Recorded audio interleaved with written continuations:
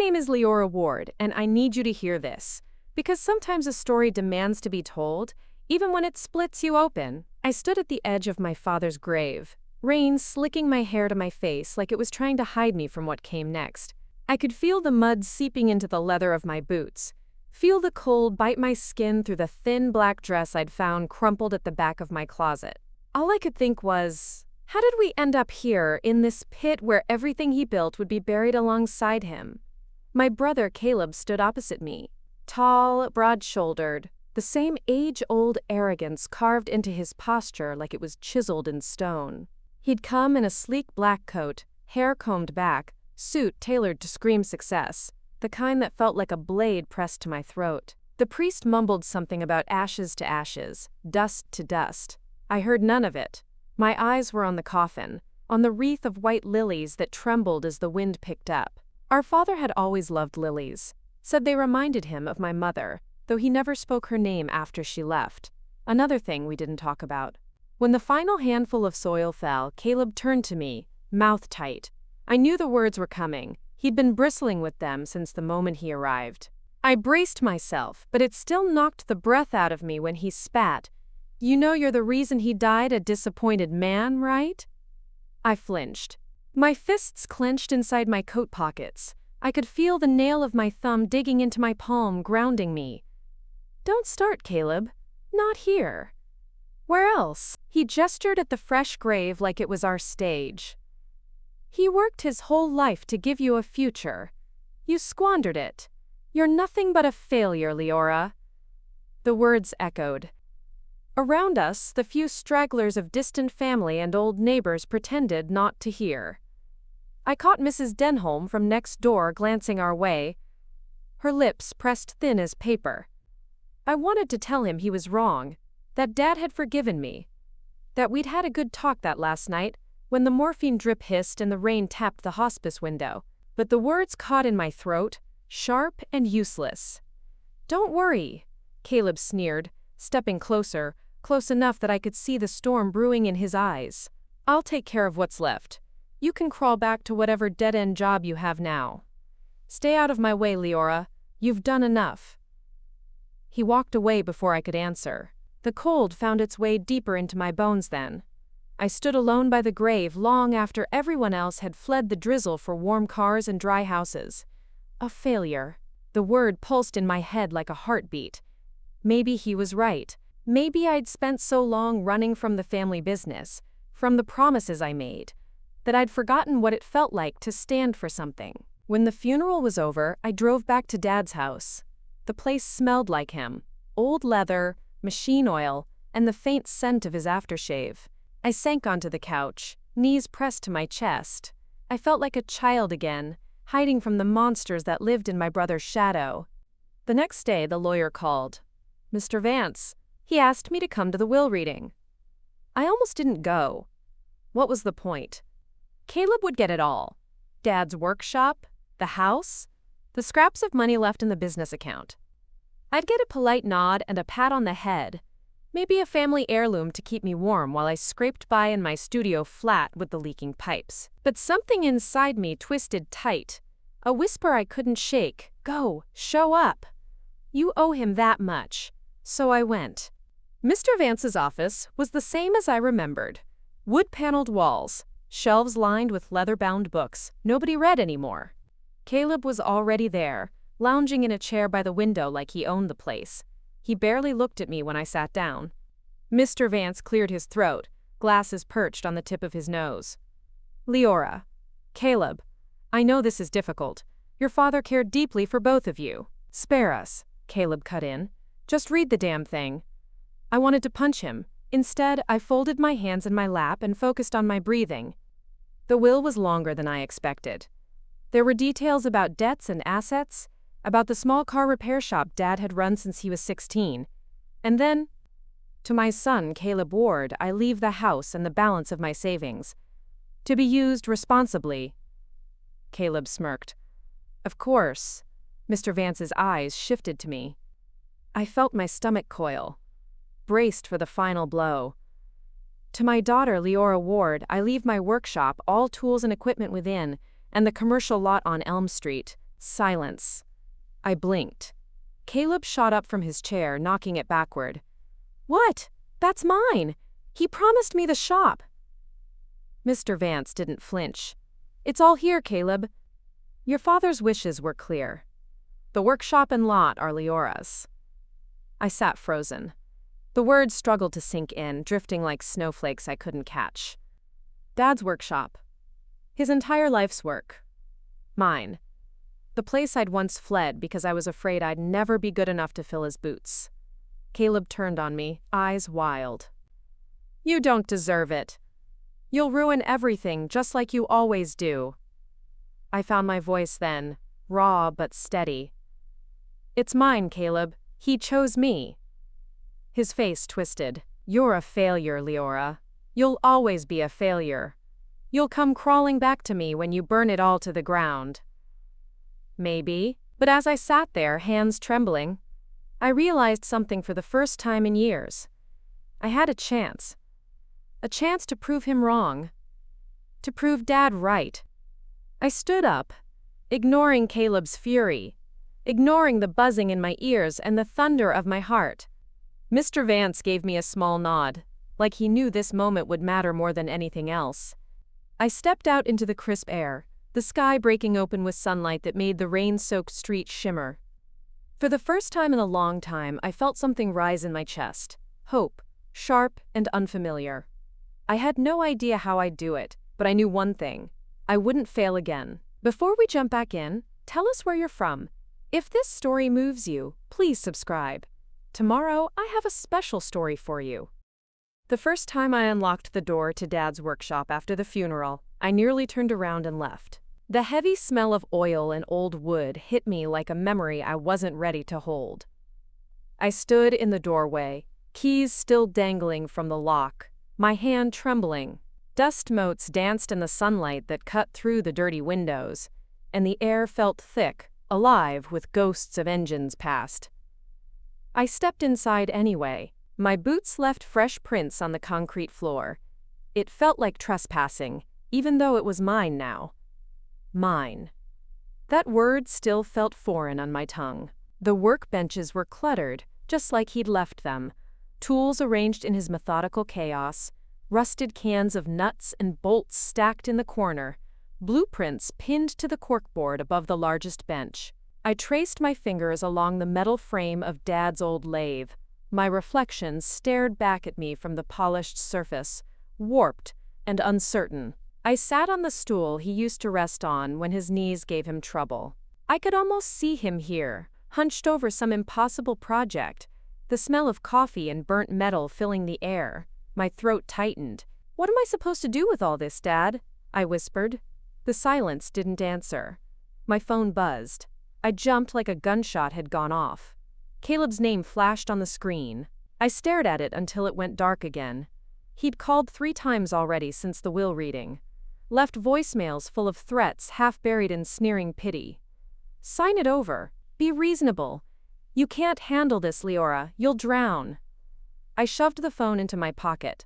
Let him stew.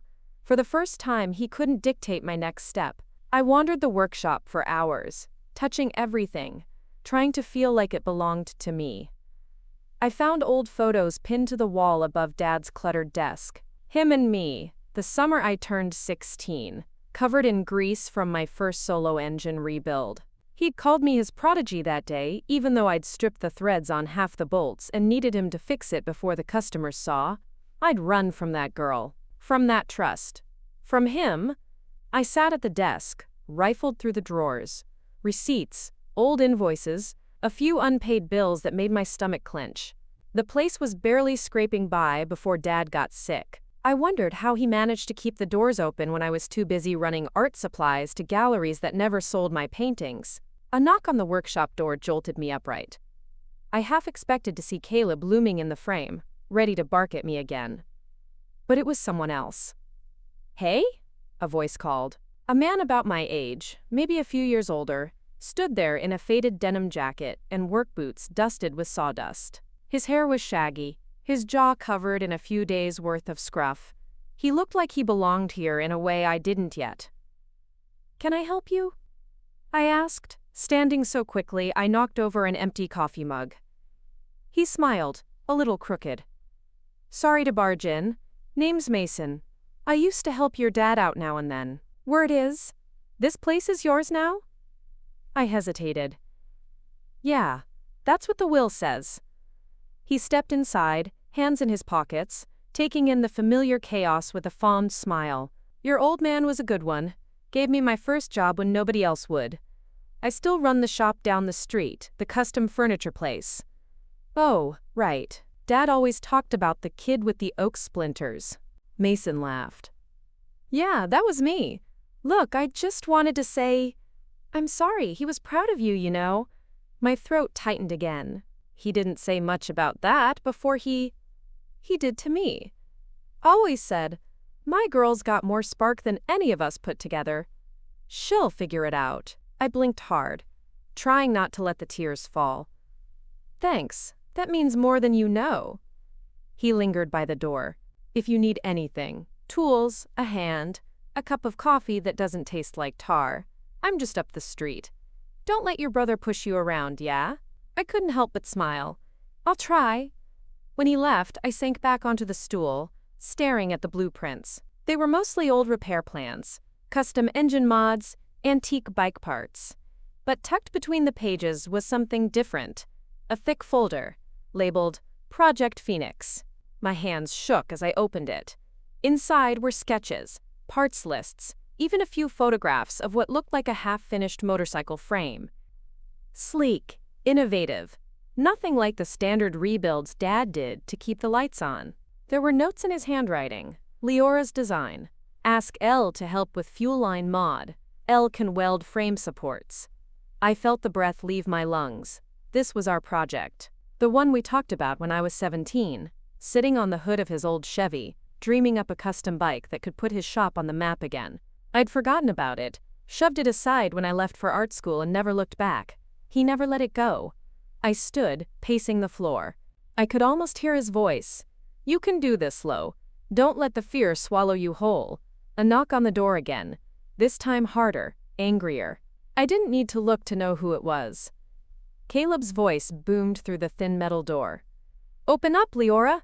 We need to talk. I froze. The folder trembled in my hands. I slipped it under the desk just as Caleb shoved the door open, his face a mask of rage. You think this is funny? Playing shop? You don't even know what you're doing. He stalked toward me, jabbing a finger in my face. Sign the damn lot over to me. You'll get a cut of whatever I sell it for. It's more than you'll make in your whole pathetic life. I stepped back, hitting the workbench. The tools rattled. I'm not selling. Don't be stupid. You can't run this place. You never finished your apprenticeship, you bailed on Dad. I'm not selling. My voice cracked through the workshop like a gunshot. My chest heaved. I'm not running this time, Caleb. Get out. He laughed, low and mean. You think you can fix this dump? You're broke. You've got nothing but debt and rusted equipment. You'll be crawling back to me in a month, begging for help. I lifted my chin. We'll see. He turned to leave, but stopped at the door, his silhouette blocking the light. You're gonna wish you listened to me, Lo. You're going to regret this. When he was gone, I sank to the floor, my back against the cold metal of the workbench. My hands were still shaking. But beneath the fear, a spark had caught. Project Phoenix. Dad's last hope for me.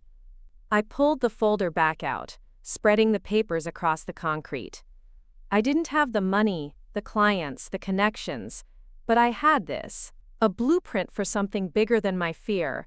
Somewhere deep in my bones, I felt it. Maybe, just maybe, this was what he'd seen in me all along. I just had to find the nerve to build it. And somehow, not let Caleb burn it all to the ground before I even started.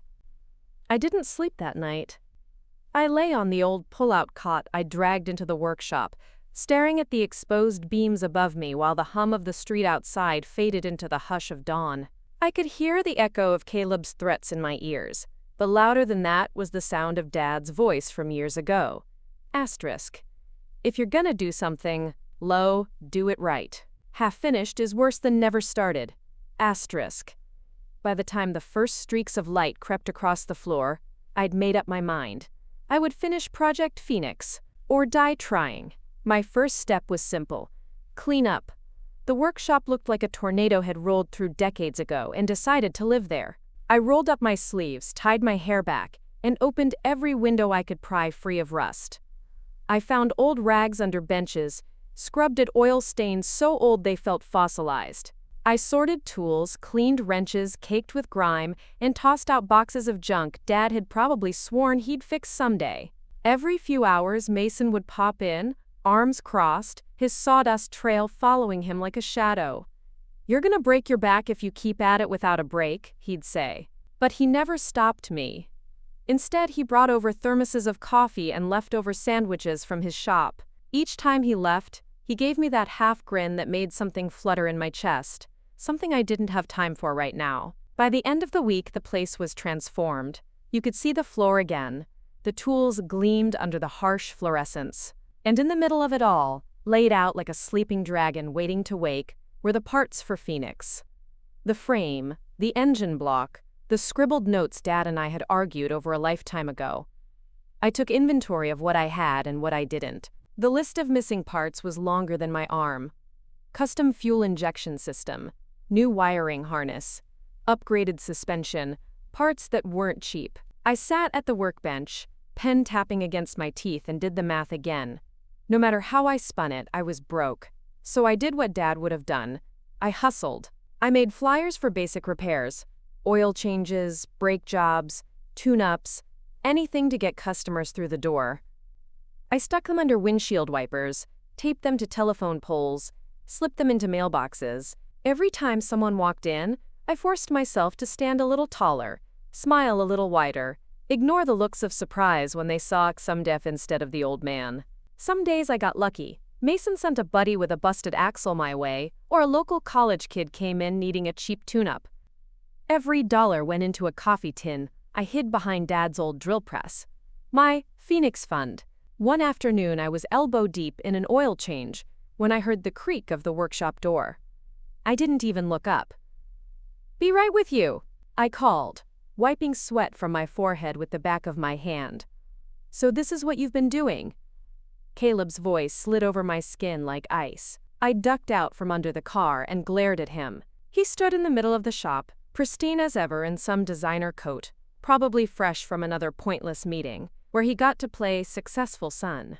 "You're wasting your time," he said, pacing around the car like he was inspecting my work. "A few oil changes won't cover your bills. You'll be bankrupt before you bolt two parts together." "Why do you even care, Caleb?" I snapped. "You got what you wanted. The house, the savings." "Because it's embarrassing." He leaned in, voice low and dripping with venom. "You dragging our name through the mud, playing mechanic like it's some charity project. You want to run this place? Fine. But don't come crying to me when you can't pay the property tax and they seize it." I clenched the wrench so hard my knuckles whitened. "Get out of my shop." His eyes narrowed, a cruel smile tugging at his lips. "Dad always bailed you out. He's not here now, Lo." He left without another word. I stood there, the sound of the door slamming echoing in my ears. The engine oil dripped onto the tray beneath the car, each plink a reminder that I had to make this work. A few days later, Mason found me hunched over the Phoenix frame, sketching out wiring routes on the concrete with chalk. "You look like you're trying to summon a demon," he said, dropping a bag of groceries on the workbench. "Feels like I am," I muttered. "Got any spare cash for a wiring harness?" He laughed, but there was a softness in his eyes. "You know I'll help where I can. But there's a limit. You thought about investors?" "No one's going to invest in a half-finished bike built by a failed artist," I said bitterly. Caleb made sure everyone knows how incompetent I am. "Screw him." Mason leaned back, arms crossed. "You've got something here, Lo. I've seen the designs. Hell, I'd kill for that engine mod alone. If you want, I can reach out to a couple of folks, custom bike enthusiasts, maybe collectors." The idea terrified me. Let strangers poke at my father's dream? My dream? But the practical voice in my head wouldn't shut up. "Okay," I said. "Let's try." By the end of the week, we'd lined up 3 meetings. All local guys with deep pockets and a love for unique rides. Mason stood by my side during each pitch, the grease under his nails a badge of loyalty I hadn't known I'd needed. 2 walked away uninterested. Too risky, too small time, too personal project. The third, though, a wiry man with sharp eyes named Bennett, stayed long after I'd closed the shop for the night. He walked around the Phoenix frame, tapping the metal thoughtfully. "Your old man knew what he was doing," he said. "But this is yours now. You ready to bet everything on it?" I nodded. "I have to be." He looked at Mason, then back at me. "I'll put in a small stake. Enough for parts, maybe some breathing room. But if you bail halfway, if you start something you can't finish, I pull out. No second chances." "Deal," I said before my fear could swallow the word. The next morning, Mason helped me draft up a contract. The money hit my account that afternoon, and I cried when I saw the balance. It wasn't much, but it was something. Enough to order the custom parts, get the fuel injection kit, restock on welding gas. I worked around the clock. Mason covered the smaller jobs, oil changes, tire replacements, so I could focus on Phoenix. I cut my hands open more times than I could count. I burned through half my clothes with welding sparks. But each scar felt like proof I wasn't running anymore. One night, I sat cross-legged on the concrete floor, tracing the welds along the frame. The shop was quiet except for the distant hum of the highway and the hiss of the space heater. Mason sat across from me, cradling a mug of coffee. "You ever think about what comes after?" he asked. I blinked at him. "After what?" "After Phoenix, if this works." He tilted his head, eyes studying me like he was searching for something under my skin. "You could rebuild the whole shop. Expand. Do the custom work your dad always wanted to do but never had the time." I let out a shaky laugh. "One thing at a time." He grinned. "One thing at a time, Lo. But you're not your brother's definition of failure, not anymore." For a heartbeat, the fear lifted. Maybe he was right. But just as quickly, the world reminded me nothing comes easy. It was a Sunday morning when I found the envelope taped to the workshop door. No name, just my address scribbled in block letters. Inside, a single piece of paper. Notice of violation. Zoning complaint. I read it once, twice. My hands shook so badly, I had to grip the workbench to keep from collapsing. Someone had filed a complaint with the city, alleging that my business was operating in violation of the area's commercial code. If it went through, they'd shut me down. Project Phoenix would be dead before it ever lived. I didn't need to guess who had filed it. Caleb wasn't done with me. Not by a long shot. I looked at the bike frame, then at the dusty old photo of me and Dad tacked to the wall. I clenched the notice in my fist.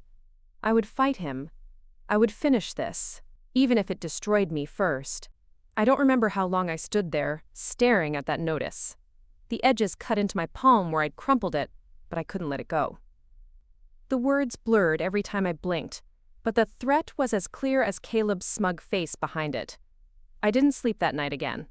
My brain spun in frantic circles, playing every worst-case scenario on a loop. Shut down. Locked out. Phoenix rusting away piece by piece while Caleb crowed about being right all along. I'd only just started to believe, maybe, just maybe, I could do this. And now he wanted to snatch it away before I even took a real breath. By sunrise, I was back at the workbench, the zoning notice laid flat beside Dad's blueprints.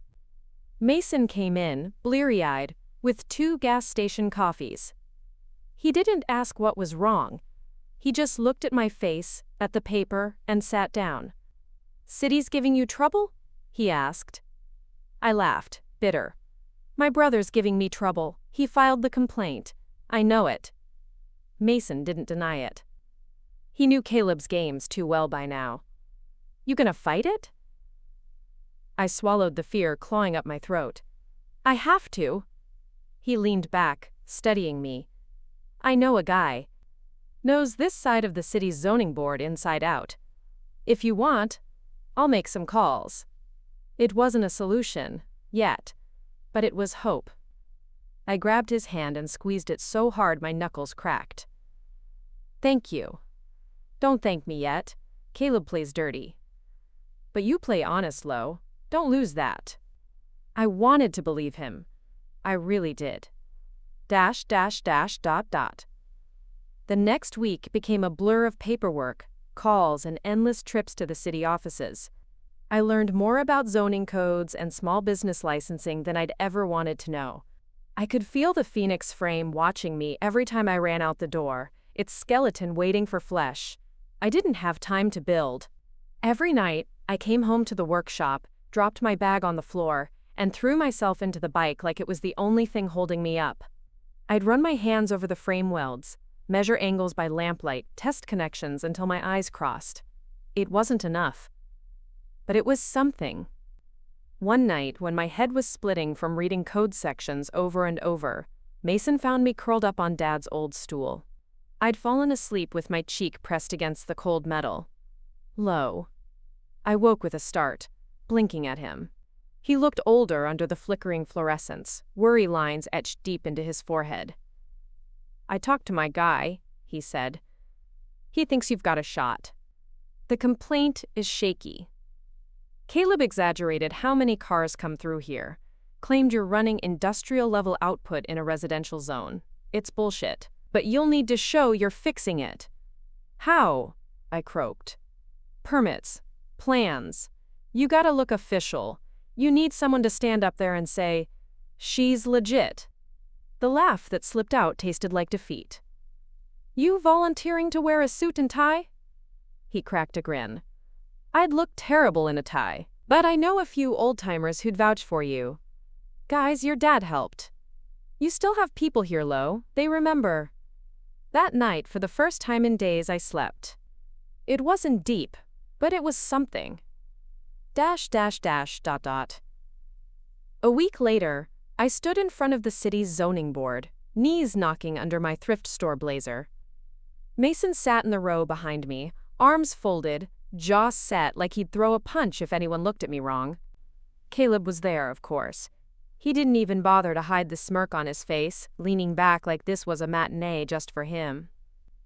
When the chairperson called my name, I stepped up to the microphone. My hands shook so badly I had to grip the edges of the podium. I could feel Caleb's eyes drilling into my skull. Good evening, I began, my voice scratchy. My name is Leora Ward. I'm the owner of Ward's Garage on Elm Street. My father ran it before me. He built it from nothing, and he gave me the chance to build something better. The next 10 minutes were a blur of numbers, promises, and desperate honesty. I showed photos, before and after I'd cleaned up the workshop, the repairs I'd done to the lot to comply with local codes. Mason's old friends stood up, one by one, to say they trusted me to keep the shop safe, quiet, and useful to the neighborhood. When the board deliberated, the silence was a roar in my ears. I kept my eyes on the scuffed linoleum floor, Mason's hand a warm anchor on my shoulder. Caleb's laugh was soft, but it crawled across my skin. Told you, this is embarrassing. Then the chairperson cleared his throat. Miss Ward, we find no reason to revoke your license at this time. The complaint has been dismissed. I didn't hear anything after that. I felt Mason pull me into a hug, felt the disbelief break into a laugh that tasted like rain and rust and hope. Caleb stormed out before I could look at him. Good. Let him run this time. ... The next morning, the sun rose like a promise over the shop. I taped the notice of dismissal to the workbench, right next to Dad's Project Phoenix folder. Proof that this place was mine. Proof that sometimes the ghosts could be laid to rest. But it wasn't over. Not by a long shot. I still had bills to pay. The investor's stake was trickling down fast, eaten up by parts and permits. I still needed customers. Real ones. Not just Mason's pity jobs. So I did what I swore I wouldn't. I called my mother. ... We hadn't spoken in years. She left when I was 12, packed a single suitcase and walked out the door while Caleb and Dad yelled themselves hoarse in the driveway. She'd tried, once or twice, to reach out. Birthday cards I never opened, a check that Dad ripped up in front of me. Now, her number rang twice before a woman's voice. Older but still her. Answered, Leora? The sound of my name in her mouth made something crack inside me. Hi, Mom. Silence. Then, cautious. Is everything okay? I told her everything. About Dad. About Caleb. About the shop. The bike. My voice trembled, but I didn't cry. Not this time. When I finished, the silence between us felt huge. Then she whispered, I always knew you'd come back to this. I need help, I said. The words tasted like failure, but they were true. Not money, not handouts. I need contacts. You still know people in the city, right? Bike shows, custom builds. If I can get Phoenix in front of the right eyes. She was quiet for a long time. Then, I know someone. He owes me a favor. There's a show in 3 weeks. Big one. Bring the bike, I'll get you in. My heart slammed in my chest. 3 weeks. It wasn't enough time, but it had to be. Thank you, I said, my voice a whisper. Leora, she started, but I ended the call before she could say whatever words we weren't ready for. .. 3 weeks, 21 days, hundreds of hours that had to stretch further than they ever had. I lived in the workshop, slept next to the Phoenix frame, ate cold pizza and Mason's reheated soup. I welded until my shoulders screamed. I stripped parts down to raw metal and built them back up like I was stitching a heartbeat into the frame. Mason came by every night, his hands dirty from his own shop, but ready to hold a wrench for me anyway. Sometimes I caught him watching me, when I laughed after getting the engine to purr for the first time, or when I fell asleep with a wrench still clutched in my hand. He never said the words, but they were there, waiting. And always, Caleb's shadow hovered over it all. I'd hear rumors. He was spreading lies about the shop closing, about how I'd ruined Dad's name. He dropped by once, just to stand at the window, arms folded, eyes cold as the grave we'd buried our father in. He didn't come in. He didn't have to.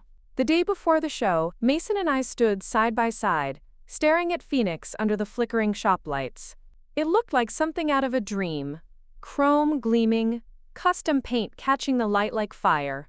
Every weld was smooth, every bolt was tight. It was ours. Mine. You ready? Mason asked, his voice low. I pressed my hand to the seat. It was warm under my palm like the bike was breathing. I'm ready. I didn't sleep that night either. But for the first time, it wasn't because I was afraid. Tomorrow I'd show them what I could do. And maybe, just maybe, I'd finally bury the word failure once and for all. The morning of the bike show dawned cold and sharp, the kind of air that rattles your lungs awake whether you're ready or not. I woke up on the cot in the workshop, my neck stiff from another night spent curled up next to Project Phoenix. For a moment, I lay there, staring at the corrugated metal roof, listening to the hiss of the space heater and the distant hum of traffic on Elm Street. When I finally sat up, I saw Mason standing at the workbench, polishing the Phoenix's chrome like it was a sacred ritual. He looked over his shoulder and gave me that grin that always made the fear feel a little smaller. You sleep at all? He asked. Maybe an hour, I said, voice thick. You? Same. He set the rag down and leaned against the bench. She's ready, Lo. More than ready. I stood, walked over to the bike and ran my hand along the tank. The paint job shimmered like fire under the workshop lights.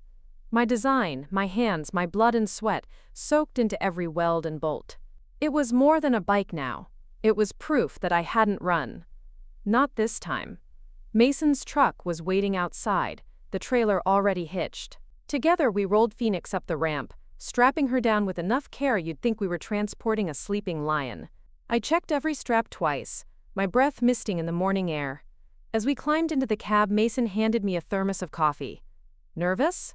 Terrified, I said, and meant it. But beneath the terror was a pulse of something wilder.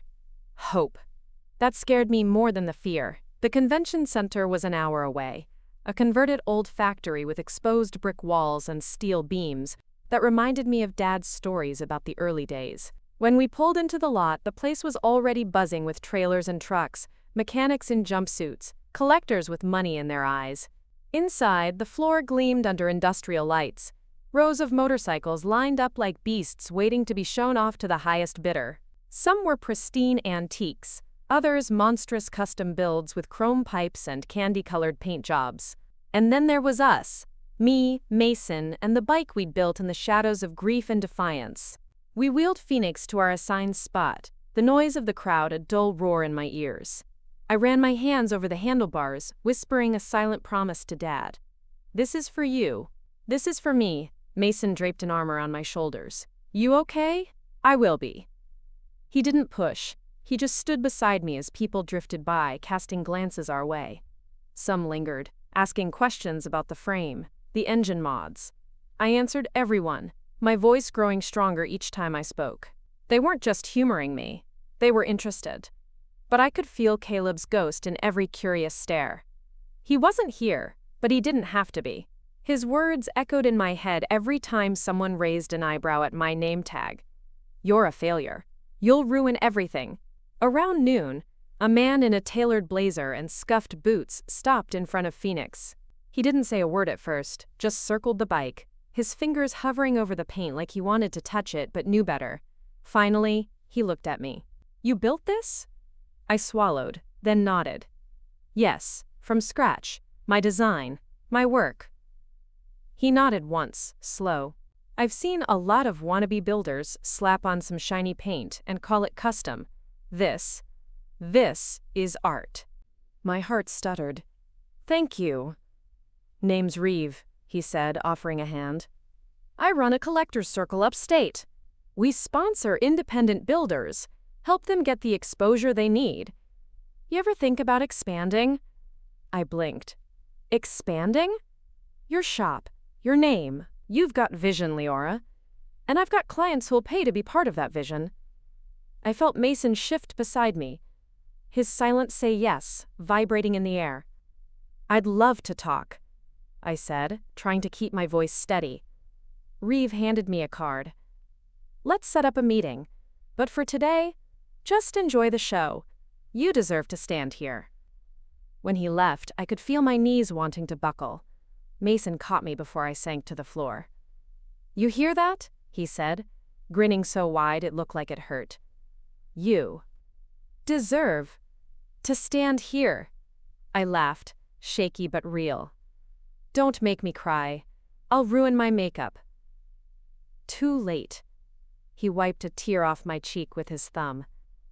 The rest of the day passed in a blur of conversations, compliments, and quiet moments, where I'd catch Mason watching me like he was memorizing the way I stood beside the Phoenix. The judges came by, scribbling notes on their clipboards. I didn't know what they were thinking, and maybe that was better. I'd already won in my way. I was here. I was seen. When the final announcements came, the crowd gathered under the big steel trusses near the stage. I stood near the back, Mason's hand wrapped around mine so tight, I felt the bones creak. They called out third place, then second, names I didn't recognize, bikes I barely remembered. My heart thudded so hard I was sure people could see it jumping under my jacket. And first place in the custom innovation category, I held my breath. Leora Ward, Project Phoenix. I couldn't move. I felt Mason push me forward, his voice in my ear. "Go low. That's you." I stumbled to the stage, my legs numb. The applause crashed over me like a wave, bright and deafening. When they handed me the plaque, I thought of Dad, his hands guiding mine, his voice telling me I was worth more than my fear. I raised the plaque high. I could almost hear him laugh. "That's my girl." Later, in the parking lot, Mason lifted me off the ground in a hug so fierce it knocked the breath out of me. He kissed me, sudden and certain, like he'd been holding it in forever. When he set me down, I was crying and laughing all at once. What was that for? For you. For him. For Phoenix. For us. I pressed my forehead to his, feeling the steel of the trailer at my back. "We're not done, are we?" He shook his head. "Not even close." We loaded Phoenix back into the trailer, the plaque tucked safely in the cab. I looked back at the convention center, the echo of my name still buzzing in my chest. Caleb could call me a failure all he wanted. He could try to tear down everything I built. But this was mine, and I'd fight for it every day until my hands gave out. Back at the shop, Mason popped open a bottle of cheap champagne. We drank straight from the bottle, laughing when half of it foamed onto the floor. For the first time, the shop didn't feel like a mausoleum of Dad's dreams. It felt like a cradle for something new. Something alive. Before I passed out on the cot, I taped the plaque right next to the photo of me and Dad. Proof that the girl in the grease-stained coveralls hadn't disappeared. She just needed time to come home. This story took us a long time. If you like it, subscribe. Now, back to the story. In the days that followed, calls started coming in. Small orders at first. Custom parts, modification requests. Then Reeve made good on his promise. He set up a meeting with a group of collectors who wanted exclusive builds. I sat in the workshop office, my office now, while Mason leaned against the door, grinning like he owned the world.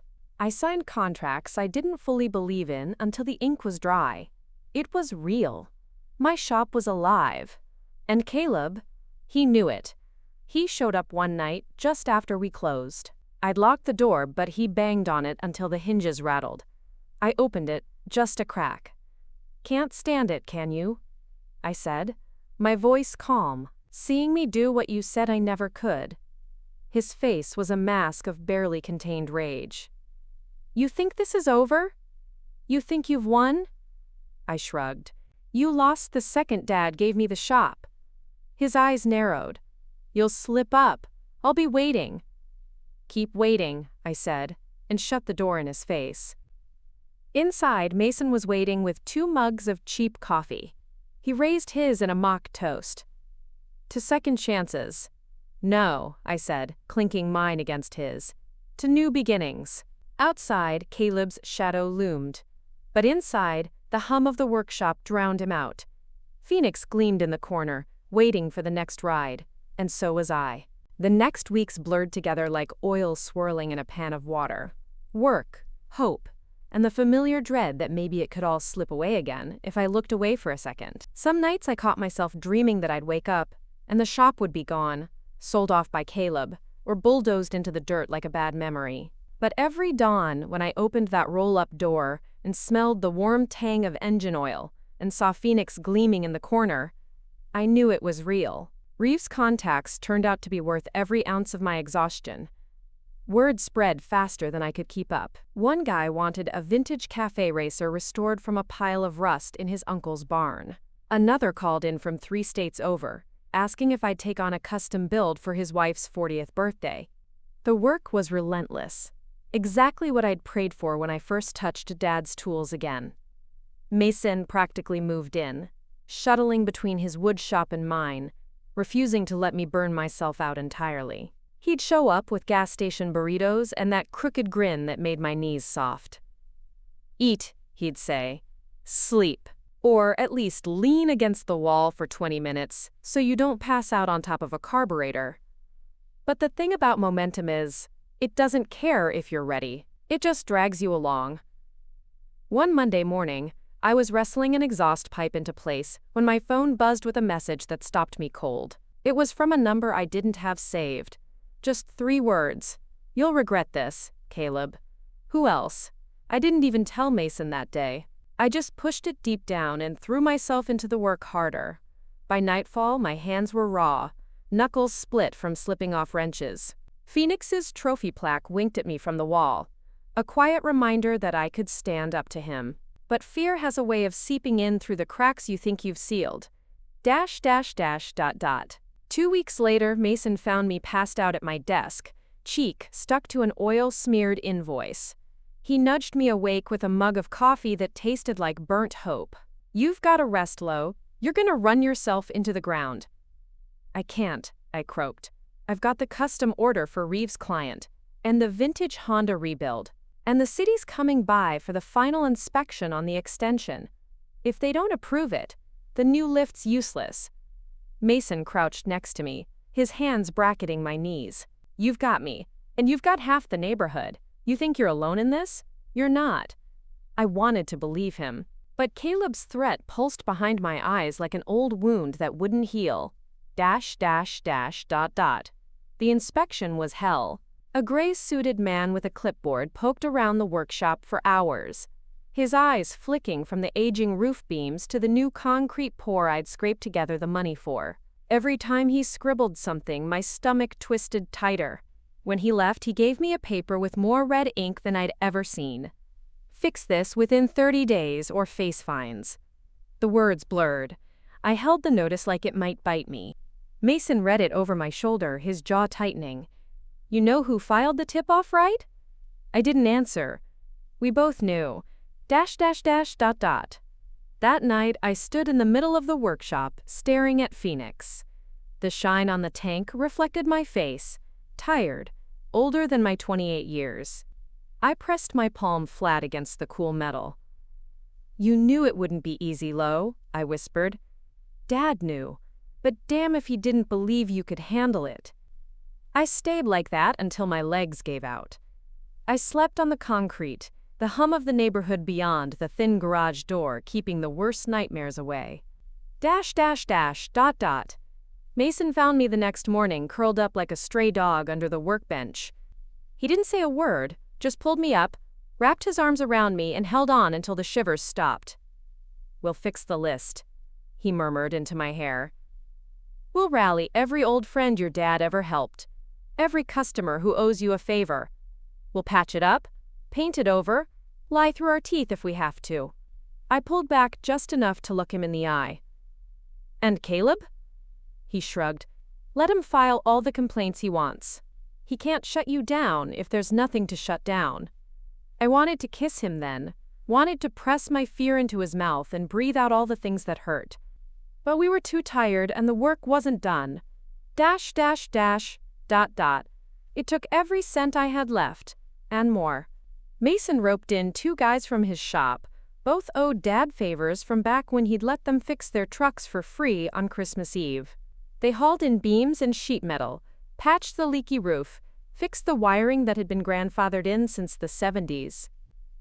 I worked alongside them, dragging beams into place, scraping paint off the cinder block walls until my knuckles bled. Every time I looked at the bank account, my heart dropped through the floor, but every time I looked at Phoenix's reflection, I found the strength to keep going. Dash dash dash dot dot.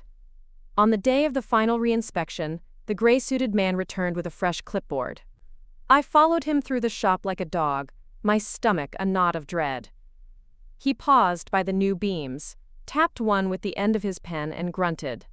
He checked the new lift, the patched wiring, the reinforced door. Then he looked at me over the top of his glasses. Nice work, he said. Just that. Then he handed me a signed permit. Approved. I didn't even realize I was crying until Mason tugged me into his arms, lifting me off the ground. I laughed into his neck, my voice echoing through the shop that finally, felt like mine. Dash dash dash dot dot. I thought maybe Caleb would slither off after that, go find a new shadow to haunt. But he didn't. He lingered like a bad smell you can't scrub out of your clothes. Rumors trickled in. He was trying to buy the lot next door, talking about expansion plans. I knew what he was doing. He wanted to squeeze me out from the sides, box me in, until the only way out was through him. Mason wanted to confront him. I stopped him. If we feed it, it grows. Let him spin his wheels. He'll hang himself with his own rope. But some nights, when I lay awake listening to the hiss of the space heater, I wondered how many more hits I could take before my spine cracked for good. Dash, dash, dash, dot dot. One Friday, long after the sun dipped below the rooftops, I heard a knock at the shop door. I wiped my hands on a rag, the scent of gas and steel still sharp in my nose. I expected Mason. Instead, I found my mother standing there, her coat pulled tight around her shoulders. Hi, she said, voice small. I heard about the inspection. Congratulations. I stepped aside without a word. She stood just inside the threshold, eyes wide as she took it all in. The shine of Phoenix, the fresh paint, the hum of a space that felt alive again. Looks like you made something beautiful, she said. Her voice cracked on the last word. I didn't do it alone, I said. My eyes darted to the back wall, where Dad's old photo hung, and to Mason's work gloves, tossed carelessly on my desk. She nodded, swallowing hard. I'm sorry I left. I thought I was saving you. I see now I was just saving myself. I wanted to scream at her. Tell her how many nights I'd waited by the window. How many birthdays I'd ruined waiting for headlights that never came up our driveway. But the words stuck to my ribs. Instead, I said, I'm not 12 anymore, Mom. I can't hate you forever. She laughed, shaky and wet. Could have fooled me. You look just like me, you know. I did know. And maybe that wasn't the curse I'd always believed it was. She left me with an envelope, a check I'd never cash, and a business card for a supplier who owed her a favor. She hugged me before she left, and for the first time in years, I let her. After she was gone, Mason found me sitting cross-legged under Phoenix, staring at the blueprint Dad had scribbled our first summer together in the shop. You good? He asked, voice low. I looked up at him, my throat raw. I think I will be. He crouched down, pressing his forehead to mine. We're not done yet, Lo. Not even close. I smiled. For once, I believed him. Out front, the sign still read Ward's Garage, but inside, the heartbeat of something new pulsed through the rafters. And for the first time, I wasn't afraid to listen. The air in the shop that summer felt electric, like the hum of a live wire under my skin every time I stepped through the roll-up door. The scent of oil, steel, and fresh paint clung to everything.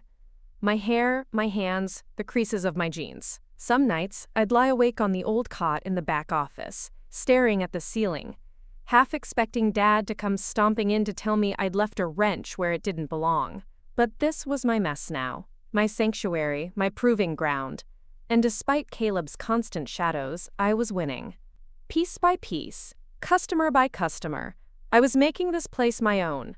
Mason was everywhere at once, fixing a jammed door hinge, sanding down a fresh wood counter for the reception area, hauling parts from the scrapyard 2 towns over because we couldn't afford new ones yet.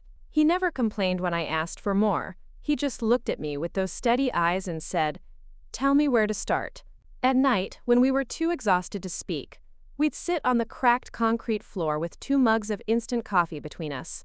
Sometimes he'd rest his head on my shoulder. Sometimes I'd trace the rough lines of his palm with my thumb, grounding myself in the calluses and the warmth.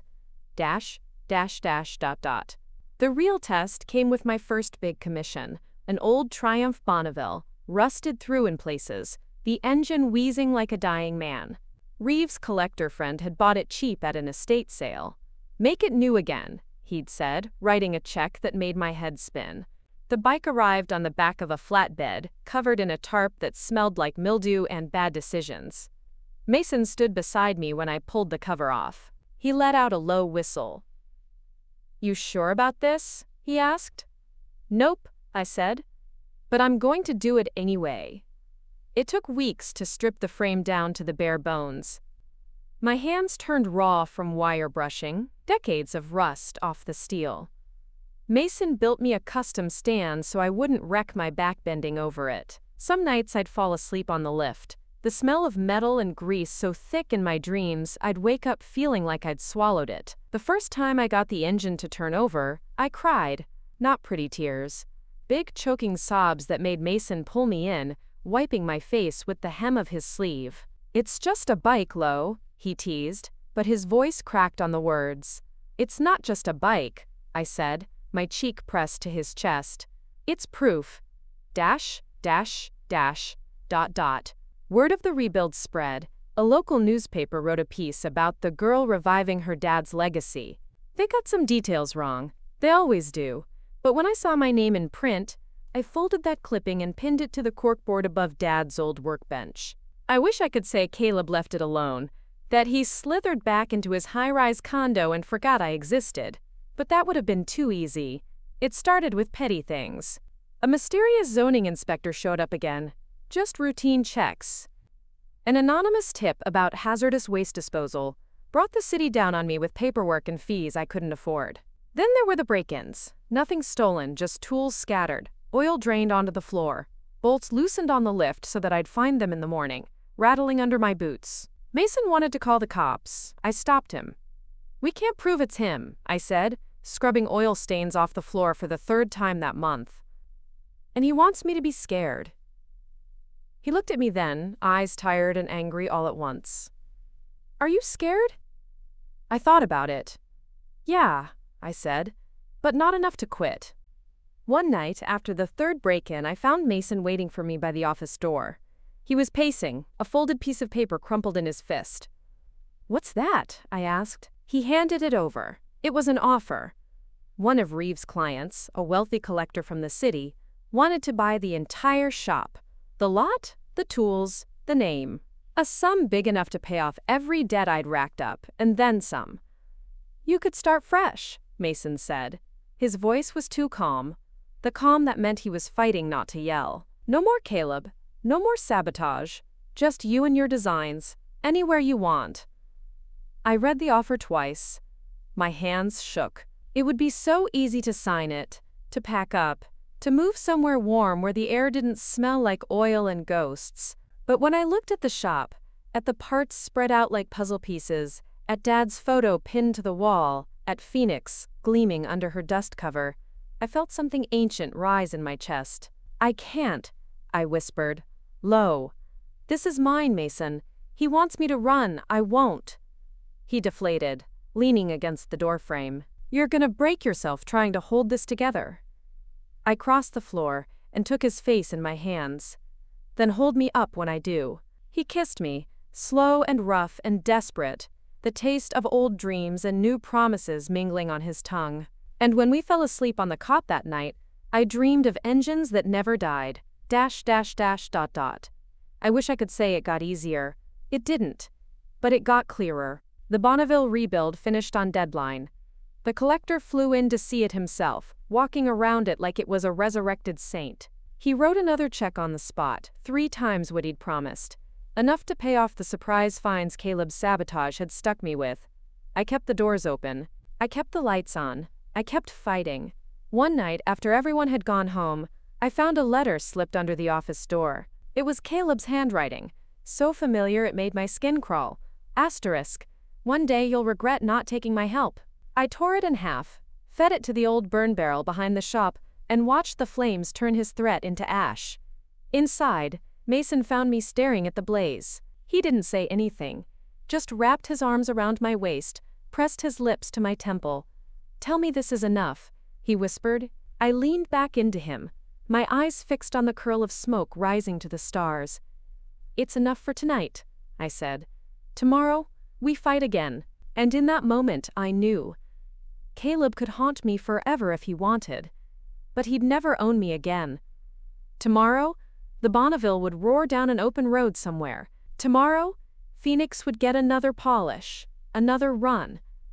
Tomorrow, I'd open the doors and breathe in the scent of hope and metal and the promise of more. Tomorrow, I'd stand my ground.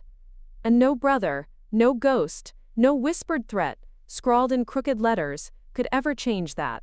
I should have known Caleb wouldn't go down easy. He'd always been the kind of man who needed to win, even when there was nothing left worth claiming.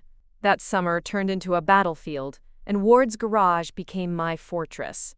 The more word spread about the Bonneville build, the more work came through the doors. Old friends of Dad's came by, dropping off battered bikes and rusted-out engines with hopeful grins. College kids stopped in to see if I'd do cheap tune-ups. Mason started calling me boss lady in front of customers, just to see my face go red. We hung a battered sign above the garage door. Ward's Custom Builds and Restorations. It was crooked. The paint dripped. But every time I saw it, it reminded me that I'd carved out a place for myself. One job at a time. Caleb's threats never stopped. Sometimes it was calls late at night, his voice slick with poison, asking how long I thought I could keep up the game. Other times it was the feeling that someone was watching, the shadows across the lot just a little too still. I didn't have proof. I didn't have time to chase ghosts. So I worked. I built. I pushed back. One night in August, I found Mason fixing the sign again, perched on a ladder while sweat soaked through the back of his shirt. I stood below him, arms crossed, and said, "You know it's going to be crooked forever, right?" He glanced down with that easy grin. "Maybe I like it that way. Gives the place character." I wanted to tell him that I loved him right then. I wanted to tell him I'd never loved anyone the way I loved the mess we'd built together, crooked sign and all, but I kept it inside. Some things feel too big for words. ... By September, my mother had drifted back into my life in cautious steps. Sometimes she'd bring lunch by, paper bags of sandwiches from the bakery down the street. She'd stand at the workbench, watching me lay out parts for my next build, her eyes tracing the lines like she was memorizing them. "Your father would be proud," she said once, voice so soft I almost didn't catch it over the hum of the compressor. I didn't know how to answer that, so I just nodded, holding a gasket in place while the glue set. She never stayed long. But I didn't push her away anymore. Sometimes people come back when you stop demanding they do it perfectly. ... The big project that fall was a commission from a retired racer, a stripped-down Ducati that needed a second life. He paid half up front and promised the rest when it was road-ready. Mason and I spent nights hunched over it, chasing parts online, bartering with old connections. Every piece we polished felt like pulling treasure out of junk. I'd stand back sometimes and just watch Mason work. The way his brow furrowed when he concentrated, the soft curse words when a bolt refused to budge. I'd think, maybe this is what Dad saw in me. The same stubborn spark. ... But good news always seemed to come wrapped in thorns. One Thursday morning, I got a call from a local reporter, an old school friend who'd heard about my comeback. She asked if she could do a piece for the Sunday paper. "Community girl revives family legacy," she said. "It's good press for you." I hesitated. Every time my name was printed, Caleb found a way to twist it into a knife. But I said yes. Maybe I wanted him to see. Maybe I wanted everyone to see that I wasn't the failure he needed me to be. The article ran with a photo of me and Mason in front of the shop. Him in his dust-covered flannel, me in my oil-streaked overalls, both of us laughing at something the photographer had said. We looked happy, real. 3 days later, the back window of the shop was shattered, tools missing. The Ducati frame knocked off the lift, a gash down the side that would take hours to fix. And on my desk, a note in blocky, angry letters: "Quit while you can." I sat on the floor in the shards of glass and oil, breathing like I'd been punched. Mason crouched beside me, picking glass out of my hair. "I'm calling the cops this time," he said. I shook my head. "They'll ask for proof. He's too careful." His hands dropped to his sides. "Lo, this is insane. He's escalating." "Next time?" "There won't be a next time," I said, my voice hoarse. "He wants me scared. I'm not giving him that." Mason grabbed my shoulders, forcing me to look at him. "This isn't just about the shop anymore. He wants to break you. And I can't stand by and watch him do it." I wanted to tell him that I knew. That I felt Caleb's hands around my throat every time I locked the door at night. But I also felt Dad's calloused palm on my shoulder. That old grin when he'd say, "If you're gonna stand, stand tall, kiddo." So I stood. I swept up the glass. I made a list of everything we'd lost. And I called the customer, explaining the damage, promising him the Ducati would be better than new when I was done. I could hear Mason on the phone in the office, his voice low and tight. I knew he was talking to someone about security cameras, alarms, maybe even moving in full time. I didn't stop him. Some battles you don't fight alone. ... That winter, we rebuilt more than just bikes. We rebuilt trust. Neighbors who'd once crossed the street when they saw me now dropped by with flasks of hot coffee and casseroles wrapped in foil. Old men who'd been Dad's customers back when the garage was just a rickety lean-to showed up with stories about how he never charged them for parts when times were hard. They remembered. And they remembered me, the girl with scraped knuckles and a spark she was still trying to keep alive. When the Ducati finally roared to life, the racer hugged me so hard I thought my ribs would crack. He slipped the final payment into my hand, eyes glassy. "You brought her back from the grave," he said. "You did that." I slipped that money into a new safe Mason bolted to the floor. I knew Caleb would hear about it. I knew he'd come sniffing around for another weakness. But for the first time, I wasn't scared. I was angry. And that felt like power. ... One night in December, Mason and I sat on the office floor, our backs against the safe, passing a bottle of cheap whiskey back and forth. Outside, snow fell in thick, silent sheets, burying the shop in a blanket of quiet I didn't trust. "You ever think about leaving?" I asked, my voice muffled against his shoulder. He thought about it. I could feel the answer in the slow rise and fall of his chest. "Yeah," he said finally. "When you do." I laughed. The sound cracked and warm all at once. "Then I guess you're stuck with me." He tipped the bottle back, then kissed me slow, the taste of whiskey and hope lingering between us. "Good," he murmured against my lips. "Because I like the view." Outside, the snow fell. Inside, the shop hummed with the quiet promise that winter always brings. Spring is coming. And with it, maybe, a chance to turn another page. I knew Caleb wasn't done. But neither was I. Winter sank its claws in deeper than I'd expected. The snow piled up against the roll-up door so thick some mornings Mason and I had to kick it open from the inside. The space heaters we'd cobbled together wheezed and rattled, never quite warming the corners of the shop where the cold liked to hide. But work didn't stop. If anything, it doubled.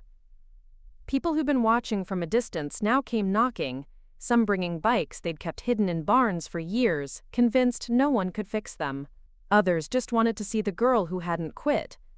I took every job, no matter how small. A carb rebuild here, a custom seat cover there. I scraped rust, soldered cracked pipes, stitched together leather with numb fingers that didn't thaw until I lay in Mason's arms at night, our cot squeezed into the back office where the heat was strongest. ... Caleb's next move came quietly, like a wolf circling prey. It started with an envelope, slipped under the door one Sunday morning when Mason was off at the lumber yard. Inside, a single sheet of paper, a notice from a lawyer I'd never heard of.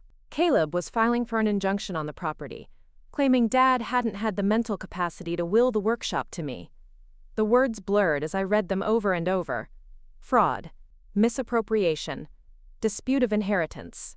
The worker shows. I wanted to scream. I wanted to drive to his office, drag him out by the collar, and shake him until the smirk slid off his smug face. But I didn't. I set the letter down on the workbench, pressed my palms flat against the scarred wood, and let the old rage roll through me until I could breathe again. When Mason came back, I was still standing there, the paper now creased from my fists. He read it once, then twice. This is bullshit, Lo. You know that, right?" I nodded. "Yeah. But he'll drag it out. He wants to bleed you dry with legal fees." "I know." His jaw tightened. "What do we do?" I looked around the shop. Phoenix was there, the Bonneville's trophy plaque above my father's photo, the Ducati's stripped engine block gleaming like a promise. This was my church. My battlefield. My inheritance, more than any lawyer's words on a page. "We fight," I said, "like we always do. ... We found a lawyer, Margot, a sharp-eyed woman with an office above a pawn shop 3 blocks away. She looked over the papers, her red nails tapping out a rhythm on the metal desk. "He's got money," she said, matter of fact. "He'll throw every dirty trick at you. You ready for that?" "Can you win?" I asked. She shrugged. "I can make him bleed for it. Might be enough." Mason squeezed my hand under the table. I nodded. "Then do it." ... Those months were a blur of paperwork, depositions, affidavits. Mason called it the war behind the walls. Outside, the shop hummed on. Customers came and went. Engines turned over, metal sparked, oil flowed. But every night, I'd find another letter taped to the door. Another threat. Another reason to pack up and run. But I didn't. Because every time I thought about running, I saw Dad's hands guiding mine over the lathe, felt the weight of Phoenix's frame resting on my shoulders like a crown I refused to drop. One night I found Mason in the back corner of the shop, sanding down a rough beam that hadn't needed sanding for years. His eyes were red. He looked up at me, saw the exhaustion on my face, and didn't say a word as he pulled me into his chest. "I'm so tired," I whispered. "I know," he murmured into my hair, "but you're still here." "Yeah," I said, "I'm still here. ... It was Margot who found the piece of gold that turned the tide. She tracked down an old neighbor of ours, Mr. Halverson. White hair, heavy glasses, always smelled like pipe smoke. He'd sat with Dad the week before he died, when Dad made him sign as witness to the will. He had the original notarized copy tucked in a safe deposit box his kids had only just found when they moved him to assisted living. The day Margot laid that document on Caleb's lawyer's desk, the blood drained from his face like someone had punched a hole in him. He folded. Settled out of court. He still sneered when he signed the final papers, but the fight leaked out of him like old oil. When I got the call that it was done, that the shop was mine and would stay mine, I locked the door and sank to the floor under Dad's photo. Mason found me there, tears streaming, laughter and sobs mixing until I thought I'd choke on it all. He knelt, pulling me close. "You did it," he whispered. "You beat him." I looked up at Phoenix's reflection in the window, the lights outside flickering like stars. "No," I said, my voice shaking but steady. "He beat himself. ... Spring came like a promise after that. The snow melted off the roof, dripped into the barrels by the back door. The cold retreated, and with it, the heavy fog that had hung over the shop since Dad's funeral. It felt like the place could breathe again. Like I could. We threw open the doors, scrubbed the floors until they shone. Mason rebuilt the front sign for the third time, sanding down the crooked edge until it was still a little off, just the way I liked it. Customers brought their families now. Dads teaching their kids how to check oil levels, moms pointing out Phoenix and telling the story like it was a local legend. I watched all of it from the workbench, grease under my nails, hope lodged so deep in my chest, it felt like a second heartbeat. ... One Saturday morning, I was elbow deep in a Yamaha rebuild when a little boy tugged at the hem of my coveralls. He couldn't have been more than 6. Freckles splashed across his nose like spilled paint. "Are you the bike lady?" he asked, eyes wide. I knelt to his level, wiping my hands on a rag. "I guess I am. You like bikes?" He nodded so hard his curls bounced. "My dad says you made the Phoenix. That you brought it back from the dead." I glanced at Mason, who was leaning against the door, arms crossed, watching with that quiet pride he always wore when he thought I wasn't looking. "Yeah," I said to the boy. "But you know what? It's not just about bringing things back from the dead. It's about building them so good they never die again." The boy grinned, missing a front tooth. "I'm gonna do that too someday." "You better," I said, ruffling his hair. "We always need more builders." When he ran back to his dad, I looked at Mason. He pushed off the door and crossed the floor to me, cupping my cheek with his calloused hand. "You know," he said, his thumb brushing a grease smear from my jaw, "I think you're finally starting to believe you deserve this." I leaned into his palm. "Maybe I am." He kissed me, soft and certain, right there in the middle of the shop. Outside, the neighborhood hummed with the promise of spring. Inside, Ward's garage hummed with the promise that no matter how many times life tried to bury us, we'd rise again, grease under our nails, fire in our veins, and engines that would never stop roaring. Summer came back around like a memory I'd been too afraid to touch. The days grew longer. The scent of warm oil and sun-baked metal wrapped around the shop like a second skin. The sign above the door, still crooked, still stubborn, creaked every time the wind picked up. But it felt like a flag planted deep in the earth. We're still here. Mason and I barely had time to breathe between jobs. We were booked out for months. New orders came in faster than I could close the books on the last ones. Custom cafe racers, restoration builds, a vintage Harley so rare that the owner wept when I rolled it out, purring like a beast that had slept too long. Some nights I'd close up the shop, lean against the cold concrete, and listen to the faint echo of my father's laugh. Like he was telling me, "See, kiddo? Told you you could do it." But I didn't have the luxury of getting sentimental for long. Caleb still lurked in the shadows. If not directly, then through whispers. Some days it was a neighbor, hinting that he'd been asking questions again, poking at old zoning board friends. Other days, it was an anonymous flyer in the mail. Sell now while you can. I fed every threat to the burn barrel out back. The flames hissed and spat until only ash remained. Dash, dash, dash, dot, dot. One sticky afternoon, I found Mason waiting for me at the front counter, a folder spread open under his hands. He looked up, his eyes bright but careful. "Lo," he said, tapping the folder.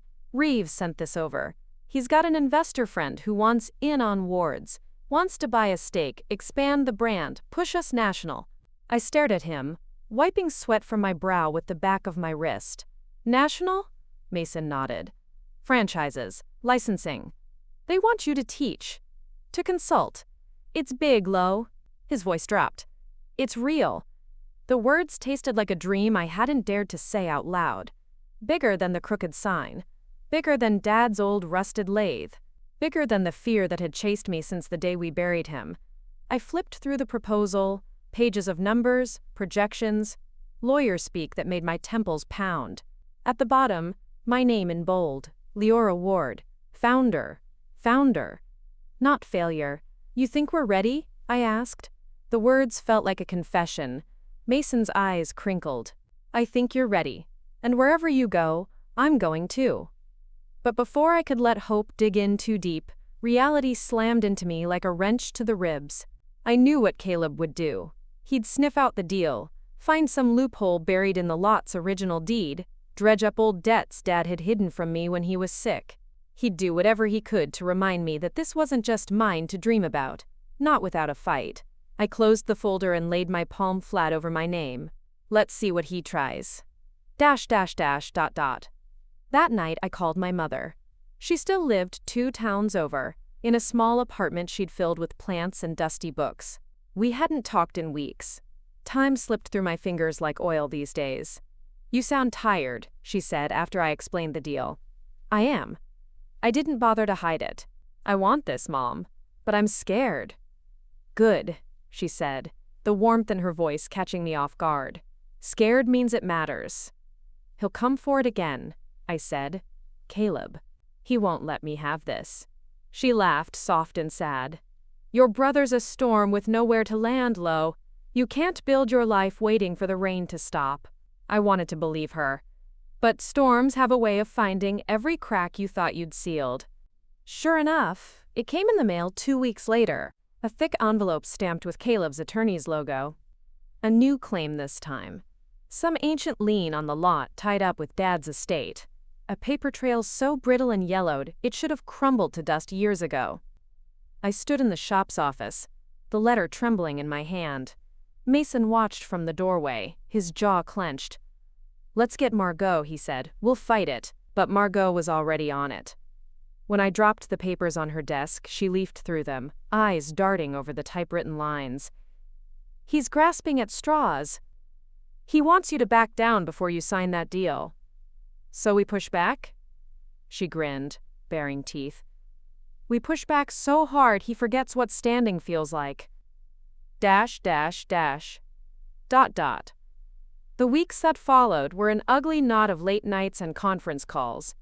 Mason holding me up when the legal jargon threatened to drown me. Through it all, the work didn't stop. Engines still needed tuning, parts still needed tracking down, bills still needed paying. Sometimes, when I'd crawl into the cot just before dawn, Mason would press a kiss to my temple and whisper, "You're the strongest person I know." Some nights I almost believed him. Dash, dash, dash, dot, dot. The final hearing came on a rainy Wednesday. Mason sat next to me in the stiff wooden chairs outside the courthouse. Margot paced like a caged tiger. Caleb didn't show. Just his lawyer, some slick suit who looked bored even as he flipped through the file. Margot tore him apart. Point by point she shredded the claim until the judge sighed and slammed the folder shut. "Motion denied," he said, his gavel dropping like thunder. "The property remains with Miss Ward." Just like that. Years of fear, anger, grief, reduced to a handful of words and the echo of wood on wood. I staggered outside, the drizzle soaking my hair. Mason wrapped his coat around my shoulders, his hands trembling as much as mine. "It's done," I said, the words tasting like rust and freedom all at once. "He can't touch us now." Mason pulled me close, his lips finding mine in the rain. "He never could. ... That night, back at the shop, we opened the big roll-up door and let the rain wash the concrete floor clean. Phoenix sat gleaming in the corner, proof that you could build something out of the ashes if you were stubborn enough to stand in the flames. We signed the investor deal a week later. Ward's Garage was no longer just a dusty corner of a forgotten street. It was a name people would know. A name that would outlive Caleb's spite and my fear. Mason and I stood under the new sign he'd carved by hand. Ward's Custom Builds Est by Leora Ward. It was straight this time. Perfectly level. I laughed so hard I cried. He kissed the tears from my cheeks, his hands framing my jaw. "You did it, Lo. We did it," I said, my voice cracking around the truth. In the weeks that followed, I saw Caleb one last time, across the street, leaning against his car, watching the new sign like it was a tombstone. But I didn't flinch. I didn't wave. I didn't invite him in. He was the ghost now, and I had no more rooms for ghosts. I stepped inside my shop, our shop, where the hum of engines and the scent of warm oil felt like a promise I'd finally learned how to keep. Outside, the rain fell. Inside, I built something that would never fall again. After the investor deal closed, it felt like the whole town came knocking on the roll-up door, each person carrying a different version of a dream. Some wanted to apprentice, some wanted to partner, some just wanted to stand in the middle of the workshop and breathe in the oil and iron and say they'd been there when it started. I learned how to say no. That might have been the hardest part. But I also learned to say yes to the right people. The ones who saw the crooked sign and the burn marks on the workbenches and understood they were part of the story, not blemishes to be polished away. Mason and I turned the back lot into what we called the yard, a graveyard for parts, scrap, and the occasional whole bike someone gave up on. On weekends, kids from the neighborhood would come by to pick through old tanks and fenders, bartering coins and chores for scraps they swore they'd turn into the next Phoenix. Sometimes I'd catch Mason sitting on the steps, watching them, his eyes soft in a way they only were when he thought I wasn't looking. I'd sit beside him, resting my head on his shoulder, and we'd let the hum of saws and the clang of hammers settle into the background like a heartbeat. "You ever think about what comes after?" he asked me once, his thumb tracing circles on the back of my hand. "After what?" "After the ghosts are gone. After there's no Caleb, no fight, no prove it or lose it." I thought about it. About Dad. About the nights I'd laid awake, wondering if my last name would always taste like regret. About the mornings I woke up and realized it didn't have to. "I think we build," I said. "Not just bikes, a future." He grinned, pressing his forehead to mine. "Good answer, boss lady. ... Fall rolled in on a tide of crisp air and the scent of sawdust. Reeve came by to check on progress. Big plans in a slim folder, sketches for a second shop in the next town over. He walked through the garage, trailing his fingers over the benches like he could feel the stories in the grain. "You've got people lining up," he said, flipping the folder shut. "You ever think you'd come this far?" I wiped grease from my cheek with the back of my wrist. "No. But now I can't imagine stopping." He nodded, his eyes landing on Phoenix in her corner. "Don't ever lose that. The minute you think you've made it, you're done." I knew what he meant. I'd lived that lesson. Seen what happens when you let the finish line become the grave? ... One cold evening, I was closing up when I heard a knock on the big door. Mason was out back stacking pallets. I pulled the latch open, half expecting a late pickup or another eager apprentice. Instead, I found Caleb. He looked smaller than I remembered, still in that expensive coat, hair slicked back like armor that didn't fit anymore. His eyes flicked over my shoulder to the hum of the shop, the laughter of the kids in the yard, Mason's low whistle as he worked. "What do you want?" I asked. My voice didn't tremble. I was proud of that. He cleared his throat, but the old arrogance was gone, replaced by something like exhaustion. I came to— No, I said, folding my arms. Whatever it is, the answer's no. His jaw tensed. Lo— Don't call me that, you lost that right years ago. He shifted on his feet, the weight of the moment settling in. You really did it, huh? Yeah, I said, my voice soft but sharp. I did, without you. His eyes drifted to Phoenix. Dad would be proud. I almost laughed. Don't you dare speak for him. He flinched. And for a moment, I saw my brother as he was when we were kids. Before the money, before the fighting, before the hate that grew between us like poison ivy. I lost everything, he said, voice thin. You know that, right? The deals, the investors. They pulled out when they saw you wouldn't sell. That's not my problem. He nodded, looking down at his shoes. Guess not. I waited for him to beg, to bargain, to offer another thin threat. But he just stood there in the dying light, a man undone by the thing he'd tried to destroy. Goodbye, Caleb, I said, stepping back and pulling the door closed. He didn't stop me, didn't knock again. When I peered through the crack, he was gone, swallowed by the night that used to keep me awake. .. Inside, Mason found me leaning against the workbench, my breath ragged but steady. He's gone, he asked. Yeah, I said. He's gone. Mason pressed his lips to my forehead. Then we can finally breathe. Yeah, I whispered. We can finally breathe. ... Winter came back around, but this time it felt different. The heat in the office worked better than it ever had. The yard was covered in a dusting of snow, old parts peeking out like buried treasure. The kids still came by, wrapped in scarves and big mittens, eyes wide as I taught them how to sand down rust and talk to a stubborn engine. One night, Mason and I sat on the cot, a map of the county spread out on my lap. We traced our fingers over the towns where the next Ward's garage might open, each pin a promise we'd plant in the dirt and guard like a new seedling. You ready for this? He asked, his voice rough with sleep. Yeah, I said, pressing my palm to his chest, feeling the steady beat that had kept me grounded all these months. Yeah, I am.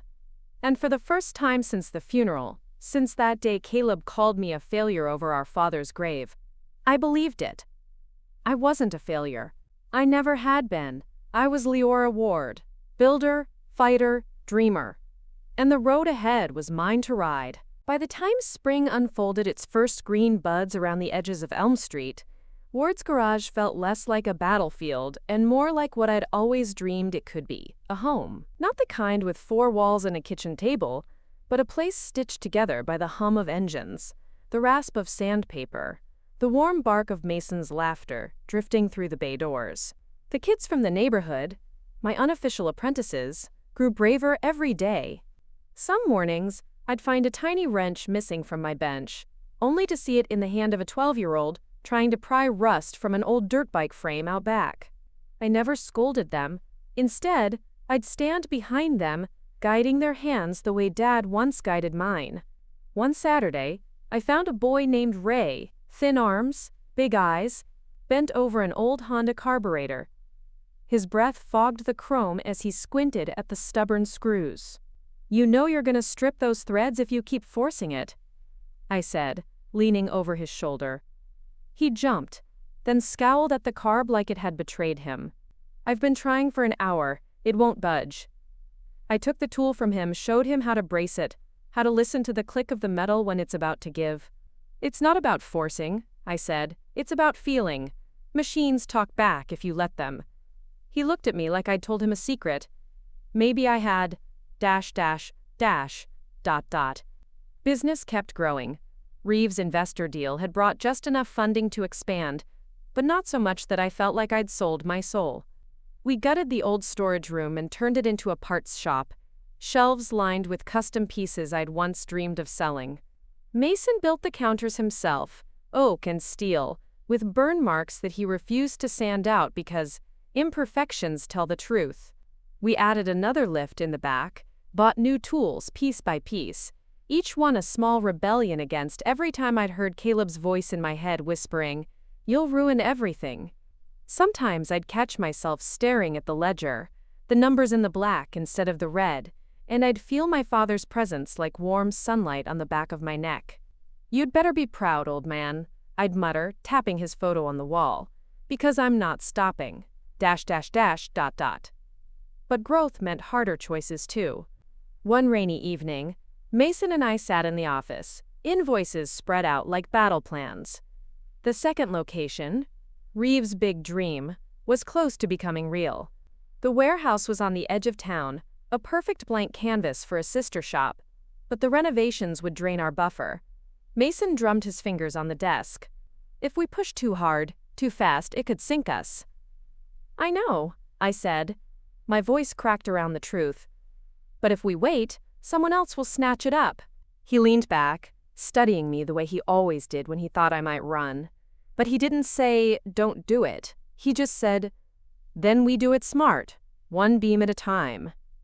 That night, after he drifted off on the cot, I sat at my father's old workbench, tracing the faded blueprint for Project Phoenix. The ink had started to smudge at the corners. I thought about how many times he'd nearly given up on it, how many times I'd nearly let it rot in the back lot. But we'd finished it. Together. Maybe that was the lesson. You don't build something perfect all at once.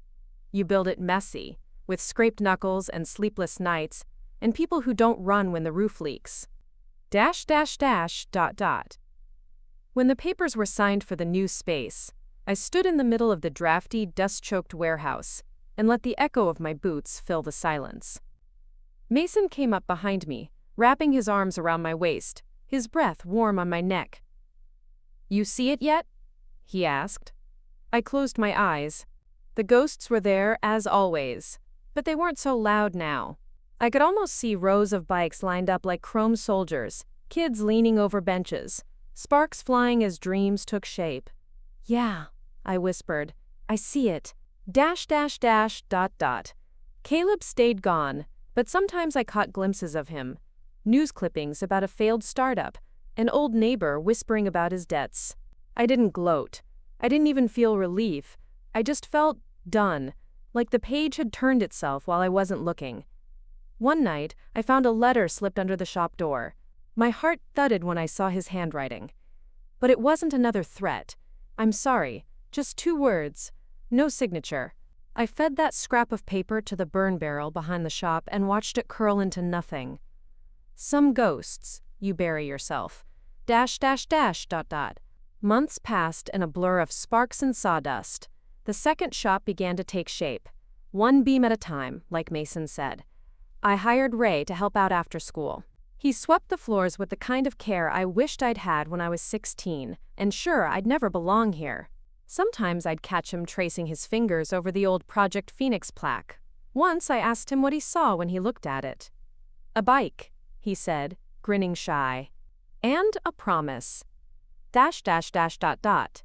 One night, long after the lights had gone out in the neighborhood, I lay awake on the cot in the back room, Mason's arm draped heavy over my waist. I stared at the ceiling, listening to the hum of the highway, the ghosts of engines that would never die.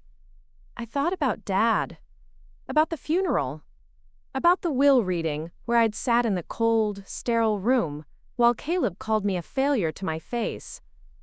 I thought about the first time I'd turned a wrench alone. The first time I'd cut my palm on a jagged piece of metal and sucked the blood from my skin like it was penance. I thought about Mason, his laughter, his steady hands, his belief in me when I'd had none left for myself. And I thought about tomorrow. The work waiting, the new kids ready to ruin their clothes with grease and hope, the engines that would roar to life because I didn't run. I slipped out of bed, careful not to wake him. I padded barefoot to the shop floor, the concrete cool under my soles. Phoenix sat in her corner, gleaming under a single overhead bulb like a crown I'd forged with my own hands. I pressed my palm to the tank. The metal was cold but solid. "Real. I did it, Dad," I whispered to the empty shop. I did it my way. Outside, the world slept. Inside, Ward's garage breathed, alive and waiting, and so was I. Summer slid into town quietly that year, carrying warm winds that rattled the new windows in the second shop before the paint on the walls had even dried. I stood in the center of that space most mornings, boots planted on dusty concrete, and let the echoes wrap around me. Sometimes I'd swear I heard Dad's voice there, low, amused, telling me to tighten my grip when I doubted my own hands. The new place smelled like fresh lumber and possibility. Mason carved our name into a thick slab of reclaimed wood and bolted it over the entrance. Plain words custom builds. Shop 2. It was straight this time, level as a horizon. I teased him about it, called him my perfectionist, but every time I walked past it my chest swelled like it was stitched up with steel wire. Word of the expansion traveled fast. Some nights I'd come back to the original shop after closing up the new one and find a note slipped under the door. "Congrats, kid," asterisk from old-timers who'd known Dad before my hands ever touched a wrench. "You're making him proud." The first week we opened, a father brought in his daughter, a tiny thing with grease already under her fingernails. She tugged me toward the workbench, eyes wide as she asked if she could help rebuild an old Norton frame we'd hauled in from the yard. "Can you lift a wrench?" I asked. She nodded, solemn as a priest. "I can lift too." Mason laughed when I told him later, leaning against the new lift with his sleeves rolled up, sawdust clinging to his hair. "They're all gonna grow up thinking they can do anything." "Good," I said, and meant it. ... Caleb didn't come back.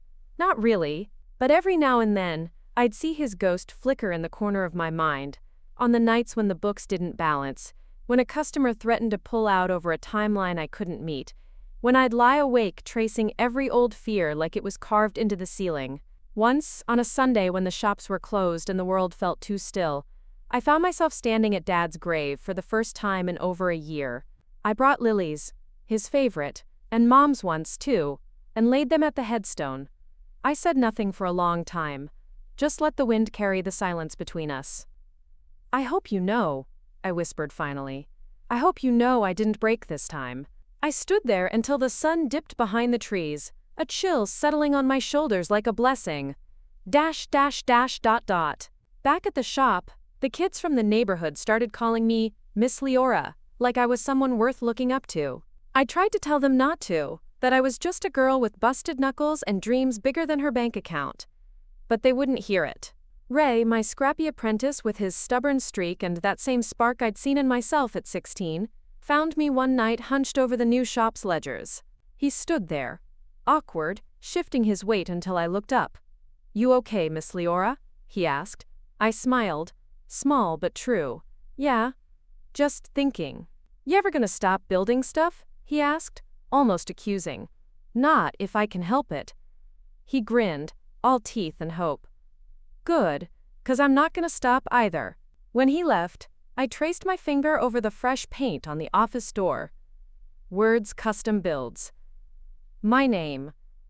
My father's name. No ghost could claim it now. Mason surprised me that fall with a trip upstate. A weekend away, just the two of us. No engine oil under my nails for 48 whole hours. We stayed in a cabin by a lake that smelled like pine and rain. I watched him chop firewood in the crisp air, every swing of the axe. A reminder of what it meant to have someone beside you who'd never once told you to run when things got ugly. On our last night we sat by the water, our boots muddy, our breath visible in the cold. "You ever think about kids?" he asked, his voice low. The question startled me, but not in the way it might have a year ago. I leaned against him, watching our reflection ripple across the black water. "Sometimes," I admitted, "but I'd want them to know they could walk away if they needed to. That they wouldn't owe the past anything they didn't want to carry." He pressed a kiss to my temple. "They'd know. Because they'd have you. ... When we got home, the garage doors were covered in chalk drawings. Hearts, tire treads, someone's attempt at sketching Phoenix from memory. The kids had left a note taped to the latch. "Welcome home, Miss Leora and Mason." I stood there, reading it over and over. For the first time, I realized how far I'd come from the girl who'd hidden behind Dad's old workbench, afraid the world would see right through her. I wasn't invisible anymore. I was iron and oil and scars that told the truth. Dash, dash, dash, dot, dot. Late one night, long after the last wrench had been hung back on its peg, I sat at the old stool in the corner. The plaque from Project Phoenix glowed under a single bulb. I thought about what I'd say to the version of myself who'd walked into that lawyer's office after Dad's funeral. Raw, afraid, so sure she'd always come up short. I'd tell her, stay, fight, love. It won't break you, even when it feels like it might. And then I'd tell her, one day, you'll build something no one can take apart. Not even you. Outside, the sign above the door creaked in the breeze. Level, sturdy, stubborn as the hands that built it. And inside, Ward's garage breathed like a promise that never needed permission to exist. By the time the last leaves fell from the maples out front, the second shop was humming like a machine that had been waiting its whole life to wake up. I walked through it every morning before the sun rose, boots crunching over sawdust and oil stains, lights flickering to life one by one. I'd run my hand over the new benches, the freshly painted walls, the carefully organized parts bins. It felt like walking through a dream I'd drawn with my own blood and stubbornness. Ray and the other kids claimed the place like they'd always belonged there. They painted the back wall with a mural, flames, gears, a stylized version of Phoenix leaping through smoke. I caught Mason standing there one afternoon, eyes squinting at the flames. "They made you a legend," he said, half grinning. "Better live up to it." I threw a rag at him. "Keep sanding that counter before the varnish dries wrong." He laughed, ducking away, and I thought, we've made something real here. Dash, dash, dash, dot, dot. Business doubled. Then tripled. Reeves' calls became weekly check-ins, his investors eager to push for more shops, more reach, more name recognition. I listened politely, nodded at his big ideas. But each time I hung up, I'd walk the floor and remind myself, one bolt at a time, one kid at a time, one promise at a time. I wouldn't let growth swallow the roots. Dash, dash, dash, dot, dot. Late one Friday, a storm rolled in. Thunder cracked overhead as I locked up the front doors of Shop 2. I found Mason in the back, tightening the last bolts on a vintage Royal Enfield we'd spent months reviving. He looked up, hair damp with sweat and rainwater from a leak in the roof we hadn't fixed yet. "Remember when you said we'd do this one beam at a time?" I asked, arms crossed. He nodded, wiping his hands on a rag. "And look. Still standing." I stepped closer, pressed my palm to the cold steel of the bike's tank. "I'm proud of us." He leaned in, forehead resting on mine. "You mean you're proud of you? I'm just the lucky bastard with the good timing." I laughed, but it caught in my throat. "You were more than timing, Mason. You were the one who stayed when I wanted to run." Outside, the rain pounded the roof, each drop like a heartbeat echoing off steel beams. I kissed him there in the half-lit garage, surrounded by our mess, our history, our tomorrow. Dash, dash, dash, dot, dot. That weekend, Mom came by to see the new space for the first time. She stood at the doorway, her eyes sweeping over the workbenches. The kids clustered around Ray as he showed them how to strip an old carburetor. "It's beautiful," she said. Her voice cracked, a tremor in the place we both kept our regrets.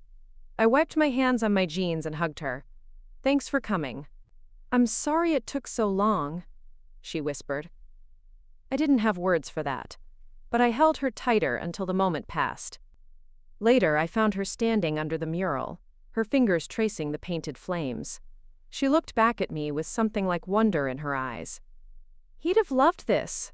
"I hope so," I said, my voice barely a breath. Caleb's name rarely crossed my mind anymore. His ghost still lingered some nights, when the bank statements looked tight, when an unexpected repair threatened the margin I'd scraped together. But he was just a ghost now, powerless. Something that couldn't touch what I'd built. One night, closing up a loan, I found an envelope taped to the door. For a second, my heart clenched like an old bruise. But when I opened it, I found only a flyer for a local bike show, a scrawled note at the bottom. You should bring Phoenix. No signature, but I knew whose handwriting it was. I fed it to the burn barrel behind the shop, watched the flames twist the paper until it disappeared into the night. Dash dash dash dot dot. We did bring Phoenix to that show anyway. By then, she was less of a bike and more of a symbol, the story people came to hear. Kids in mismatched jackets crowded around her, wide-eyed. One boy asked if he could touch the tank. You can sit on it, I said, boosting him up until his feet dangled. Mason found me watching him, that crooked grin in place. Think he's gonna build the next one? If he doesn't, I said, someone else will. Because that was the point now. This wasn't just mine anymore. It was ours. A torch passed from me to them, from Dad to me, from rust to chrome and back again. Dash dash dash dot dot. On the shop's anniversary, 2 years since the funeral that cracked me open and showed me what was worth fighting for, we threw the doors wide. Old customers came with stories, new ones with dreams.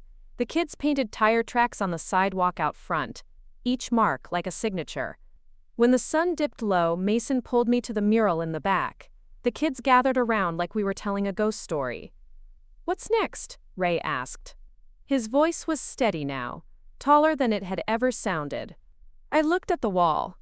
Phoenix leaping through painted flames, gears turning behind her like the promise of something that could never break. Next, I said, we build something bigger. Together. They cheered. Mason kissed me like we were still those kids on the cot, dreaming of tomorrow, when we couldn't see past the night. Outside, the crooked sign creaked in the breeze, but it stayed up, stubborn as ever, a reminder that things don't have to be perfect to be strong. And inside, the hum of the shop wove through every crack, every weld, every scar, whispering the same thing I'd once been so sure I'd never hear. You did it. You're enough. You always were. By spring, the second shop hummed with life like it had always been there, stitched into the neighborhood's bones. I'd walk the floor every dawn, my boots echoing off fresh concrete, the scent of new oil and old memories twining together like a promise. The kids from the block claimed the corners for their dreams, Ray leading them like a little general, teaching what I taught him. Sometimes I'd catch Mason leaning against the big bay doors, arms crossed, a grin ghosting his lips like he still couldn't believe this was ours. We fought for it. We bled for it. And now, no one could take it back. Not Caleb, not the ghosts, not even my own doubt.